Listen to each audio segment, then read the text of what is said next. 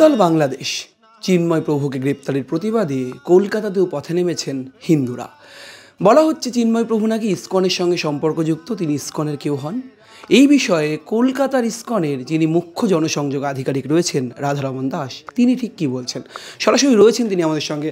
Sir, প্রথমেই সংবাদ প্রতিদিন ডিজিটালে স্বাগত আপনাকে। বাংলাদেশের পরিস্থিতিকে কেন্দ্র করে যে উত্তাল পরিস্থিতি তৈরি, তাতে ইসকন ঠিক কতটা চিন্তিত? আমরা অনেক চিন্তিত।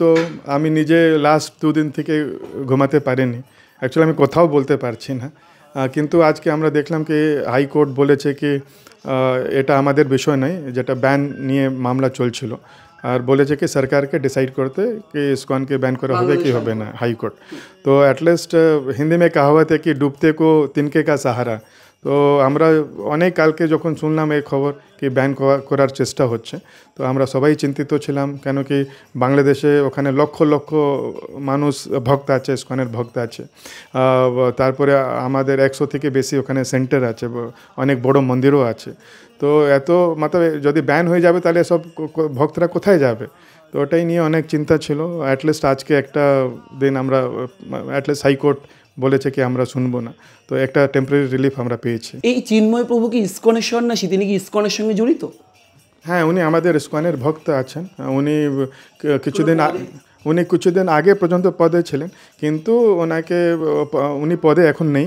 তো ওটাই অ্যাকচুয়ালি এটা নিয়ে আজকে ইসকন মানে যে হাইকোর্টে যে মামলা হয়েছিল, ওখানে এটা বলার চেষ্টা হচ্ছিল কি চিন্ময় কৃষ্ণ দাস উনি ইসকনের একটা পদ হোল্ডার, আর উনি এত লক্ষ লক্ষ মানুষকে বাংলাদেশ গভর্নমেন্টের বিরুদ্ধে নিয়ে আসছেন, সেই জন্যে ইসকনও জড়িত আর ইসকনকে ব্যান করা দেওয়া হোক।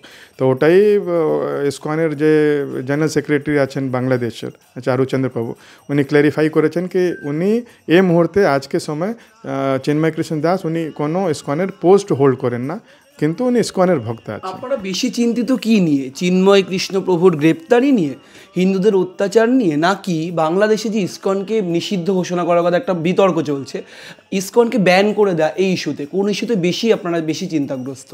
আমরা সব থেকে বেশি চিন্তাগ্রস্ত ওখানকার যে সংখ্যালু যে মাইনরিটিস আছে ওদের সেফটি নিয়ে। ওটাই সব থেকে বড় আমাদের এখন কেন্দ্র।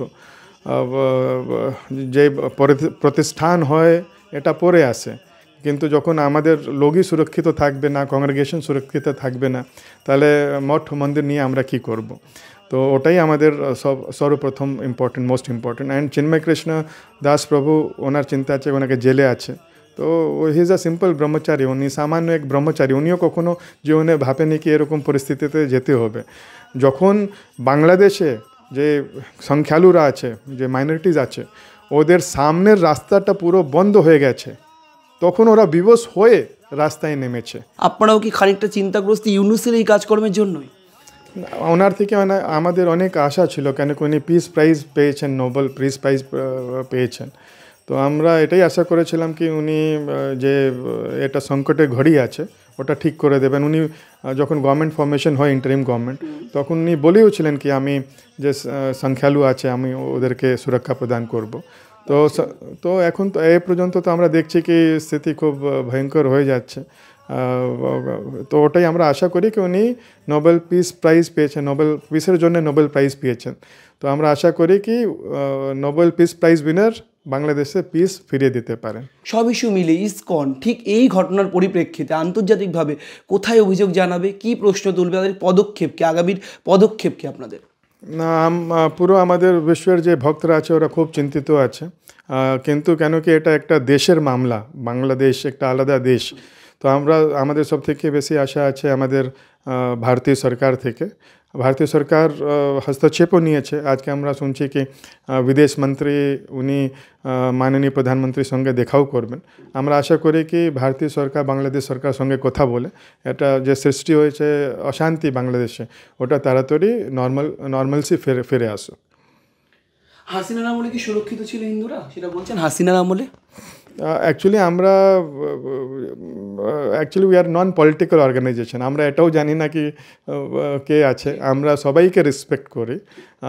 আমরা কখনো ISKCON is a non political organization. আমরা যারাও সত্তাতে থাকুক কেন না, আমরা সবাই থেকে এটাই অপেক্ষা করি কি আমাদের মন্দির মঠ যারা ভক্তরা আছে, যত সংখ্যালঘু আছে, আর সবাই সুরক্ষিত থাকুক, এটাই আমাদের প্রথম মিনিমাম এক্সপেকটেশন। আর একটা সভ্য সমাজের যে সেফটি হয়, এটা একটা বেসিক রিকোয়ারমেন্ট। বাংলাদেশে চিন্ময় কৃষ্ণ দাস বা চিন্ময় প্রভু ইসকনের পদাধিকারী কেউ না হলেও তিনি সন্ন্যাসী। তার গ্রেপ্তারিতে যেমন কলকাতার ইসকন শুধু নয়, পৃথিবী জুড়ে ইসকনের যে শাখা প্রশাখা রয়েছে প্রত্যেকেই চিন্তিত। তারা আরও বেশি চিন্তিত বাংলাদেশে সংখ্যালঘুদের উপর যে নির্যাতনের অভিযোগ উঠছে সেই অভিযোগ নিয়েও।